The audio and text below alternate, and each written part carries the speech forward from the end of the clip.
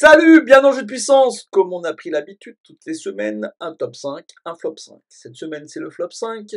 Donc, on m'a fait la remarque, on m'a dit oui, mais flop 5, c'est des équipes, on savait qu'elles allaient peut-être finir dernier ou dans les dernières places. Effectivement, c'est bien ça.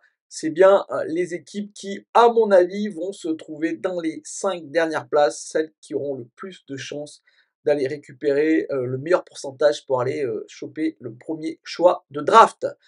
Donc, il y aura 5 équipes comme toutes les semaines. On va commencer par la première, mais avant, celles qui auraient pu être là mais qui n'y sont pas. Celles que beaucoup auraient vues là à une certaine époque, mais qui au final tournent plutôt pas mal. Je pense bien sûr aux Canadiens de Montréal qui font vraiment un très bon parcours. Assez moyen, hein. C'est pas une équipe qui ira en playoff, mais ça fait quand même plaisir pour les fans. On voit des matchs assez intéressants. Par exemple, ils ont gagné leur dernier match contre justement une équipe qui va se retrouver dans ce flop 5, les Kraken de Seattle. Et une autre équipe qu'on pensait pouvoir voir dans ce flop et qui n'y sera pas, et je ne pense pas qu'elle va y rentrer, c'est les Coyotes de l'Arizona, les Coyotes de l'Arizona qui font très très bien depuis le début de la saison, et surtout qui sont vraiment en feu en ce moment. Ils ont gagné leurs 5 derniers matchs, et pas contre n'importe quelle équipe, contre les 5 derniers vainqueurs de la Coupe Stanley, donc les Golden Knights, les Capitals de Washington, justement, c'est le dernier match où ils ont gagné 6-0. Il faut dire que le premier tiers a été un tiers assez incroyable où les Coyotes de l'Arizona ont mis une énorme claque aux Capitals de Washington, 5 buts lors du premier tiers. Ensuite, ils ont gagné aussi l'Avalanche du Colorado, donc vraiment grosse surprise du côté des Coyotes de l'Arizona. Mais nous, on va attaquer tout de suite sur ce flop 5 avec cette première équipe dont j'ai déjà parlé, c'est les Kraken de Seattle.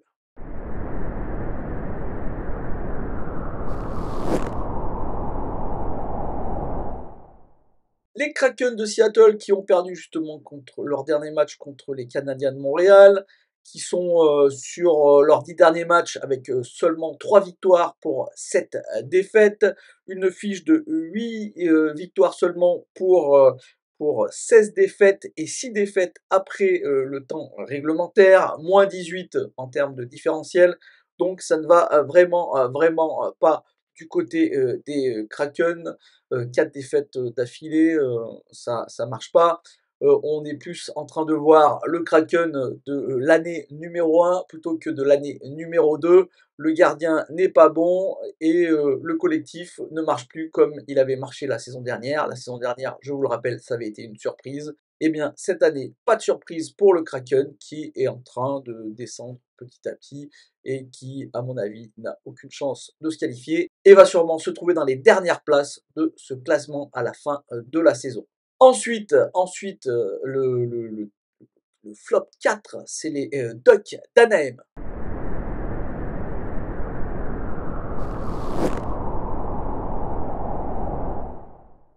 Les Ducks d'Anaheim qui sont en perdition. On y a cru à un moment début novembre où cette jeune équipe tournait vraiment très très bien. Les jeunes tournaient super bien. Il y avait une sorte d'osmose entre ces joueurs et on s'est dit ah voilà ça match, voilà ça tourne et peut-être que ça va être une belle surprise pour cette saison. Et ben non, tout ça s'est écroulé dernièrement. Ils n'arrivent plus à gagner de matchs. C'est la pire équipe lors des 10 derniers matchs de la Ligue. Une seule victoire et 9 défaites sèches pour les Ducks d'Anaheim. C'est très très compliqué pour cette équipe, c'est très très compliqué pour les jeunes. Ça m'inquiète un peu, hein, ça m'inquiète un peu de voir tous ces jeunes talents se faire écraser nuit après nuit. Est-ce que d'un point de vue moral, ça va être positif? Je ne suis pas convaincu. Il faut vraiment être fort moralement pour ensuite se relever et essayer de construire pour les années à venir. Donc attention aux dirigeants des Ducks d'Anaheim de ne pas faire trop de bêtises avec tous ces espoirs qu'on espère voir dans les prochaines années au plus haut rang de la Ligue. La troisième équipe, c'est une équipe qui rend très très triste ses fans. Je les suis un peu sur les réseaux sociaux, les fans des Blue Jackets de Columbus. Et ils sont très tristes, surtout quand il se passe ce qui s'est passé hier soir.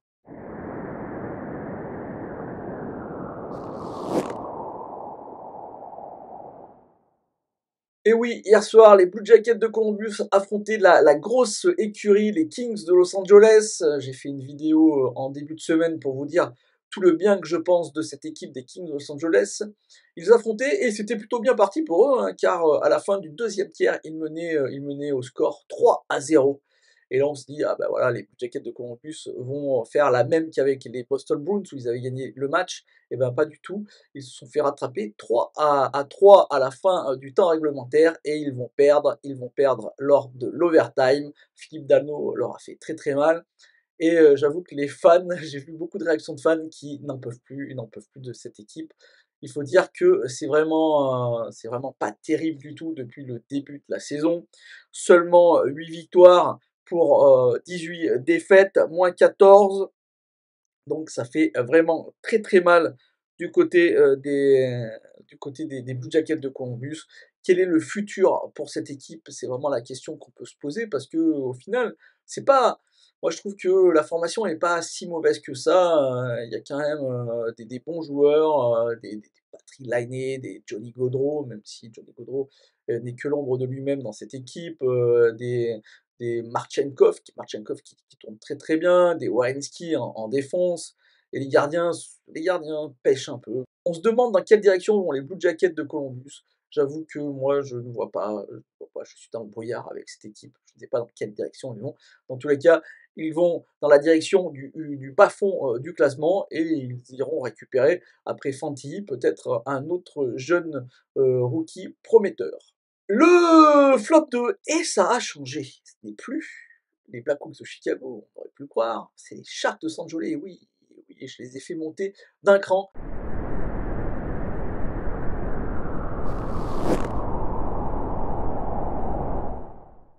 Il faut dire que les Blackhawks de Chicago, c'est vraiment indécent, alors que les Sharks de San Jose, ça commence plutôt à mieux jouer. Ils ont encore gagné.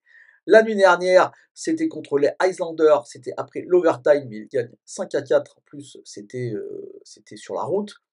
Donc les Sharks de San Jose, ça va mieux. Thomas Hertel a marqué son petit hat-trick la nuit dernière. Et ça tourne plutôt. Voilà.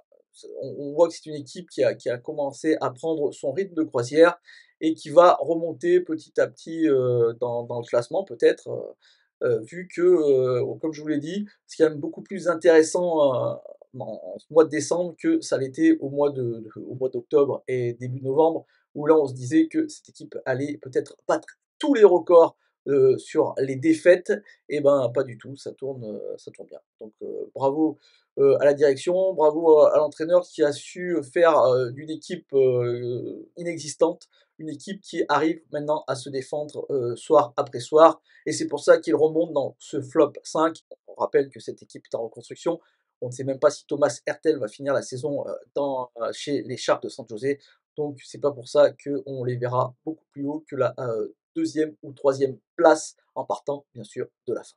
Et mon flop 1, c'est les Blackhawks de Chicago.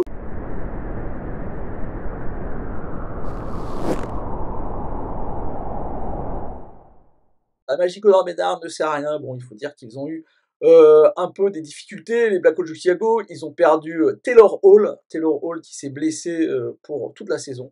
Donc ça, c'est grosse perte. Et ils ont perdu Corey Perry. Alors là aussi, ça a été une sorte de mini-scandale. On n'a pas bien compris ce qui s'était passé. Dans tous les cas, dans un voyage à l'étranger avec son équipe du côté des Blue Jackets de Columbus, il a fait quelque chose, on ne sait pas quoi, à quelqu'un du staff des Blackhawks de Chicago. Ça devait être assez grave pour que les Blackhawks de Chicago le virent directement, sans poser de questions, sans se prendre la tête. Ils l'ont viré direct. Donc pour vous dire, je ne sais pas ce qu'il a fait, mais ça devait. Alors il y a eu beaucoup de rumeurs, des rumeurs vraiment assez nauséabondes d'ailleurs.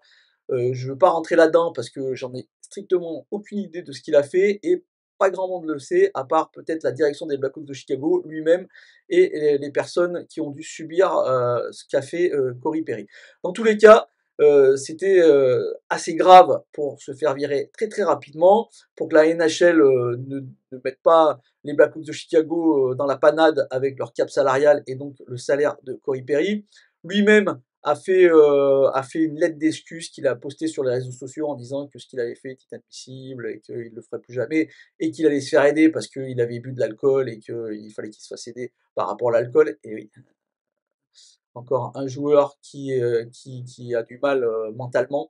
Un de plus, j'ai envie de dire, hein, c'est pour vous dire comme le sport de haut niveau est quand même très très difficile pour les sportifs. Donc on ne sait pas, mais dans tous les cas, ça n'a pas permis à cette équipe de voyager dans toute sérénité et de jouer au hockey en toute sérénité. Et ça se voit dans les résultats. C'est la deuxième équipe la pire de la NHL sur les 10 derniers matchs, seulement 2 victoires pour 8 défaites, dont une après le temps réglementaire.